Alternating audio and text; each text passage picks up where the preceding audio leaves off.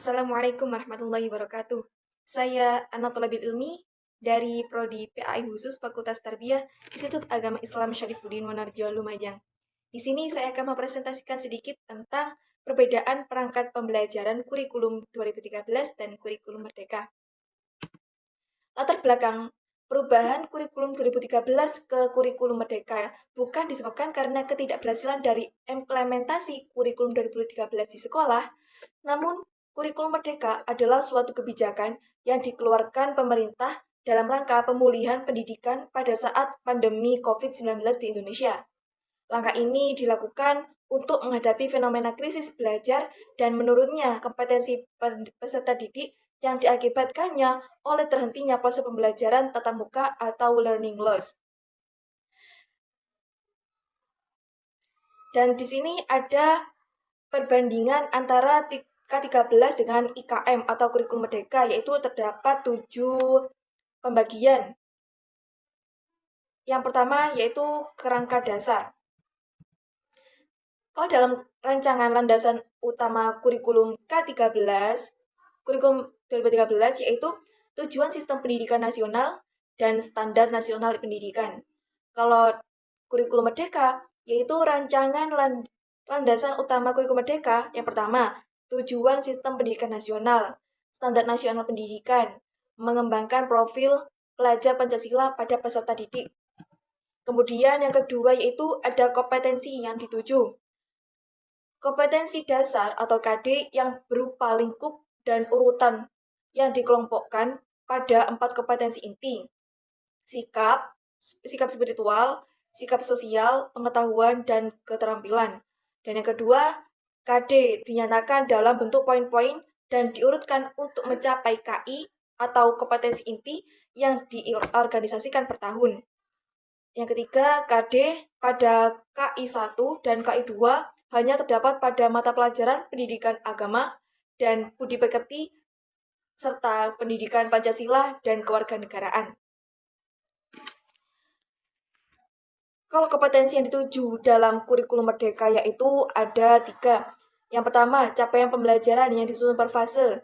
Dan yang kedua, capaian pembelajaran dinyatakan dalam paragraf yang merangkaikan pengetahuan, sikap, dan keterampilan untuk mencapai, menguatkan, dan meningkatkan kompetensi. Dan yang ketiga, SMA atau sederajat terdiri dari fase E, umumnya setara dengan kelas 10 SMA. Dan kalau fase F itu umumnya setara dengan kelas 11 dan kelas 12 SMA. Dan yang ketiga yaitu ada struktur kurikulum. Kalau dalam K13, jumlah pelajaran diatur per minggu.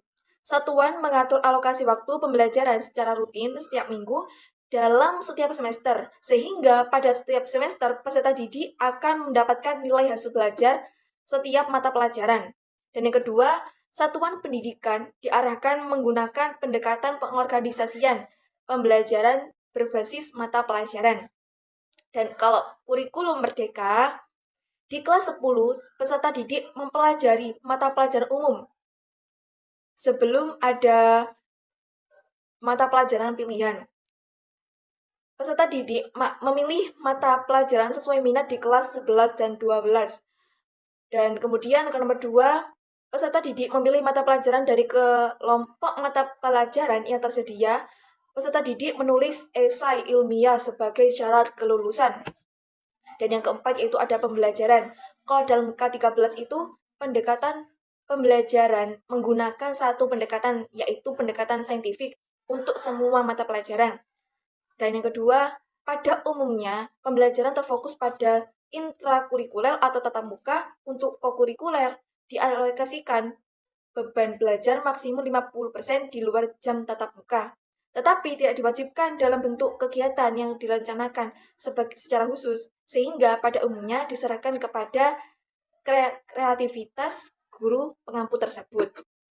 Kalau dalam pembelajaran dalam kurikulum Merdeka, yaitu menguatkan pembelajaran terdiferensiasi sesuai tahapan capaian peserta didik. Dan yang kedua, paduan antara pembelajaran intrakurikuler sekitar 70-80% dari jam pelajaran dan kokurikuler melalui proyek penguatan profil pelajar pelajar Pancasila sekitar 20-30% jam pelajaran.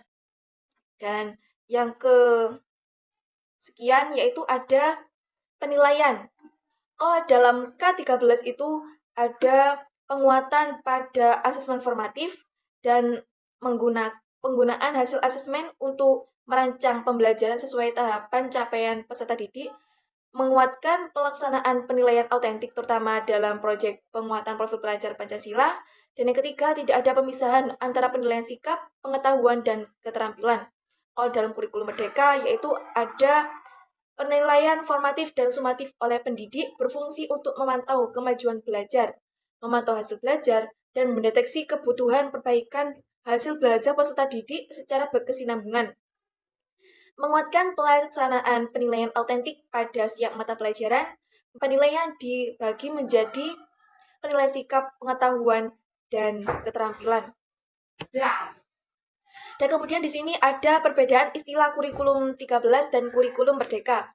Kalau dalam K13 itu ada KI dan KD, yang mana KI itu kompetensi inti dan kemudian kalau KD itu kompetensi dasar, tapi kalau dalam kurikulum merdeka itu ada CP atau capaian pembelajaran. Kalau dalam K13 itu ada silabus, kalau dalam kurikulum merdeka itu ATP atau alur tujuan pembelajaran.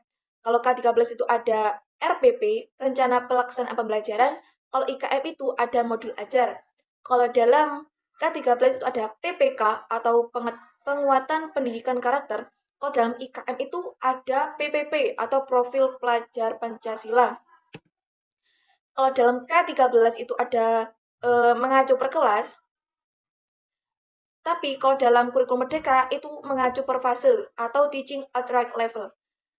Kalau dalam K13 itu ada KTSP atau kurikulum tingkat satuan pendidikan.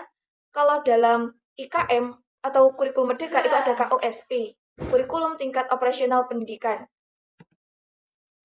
Cukup sekian dari saya. Apabila ada salah kata, mohon maaf yang sebesar-besarnya. Ihdinas siratal mustaqim. Wassalamualaikum warahmatullahi wabarakatuh.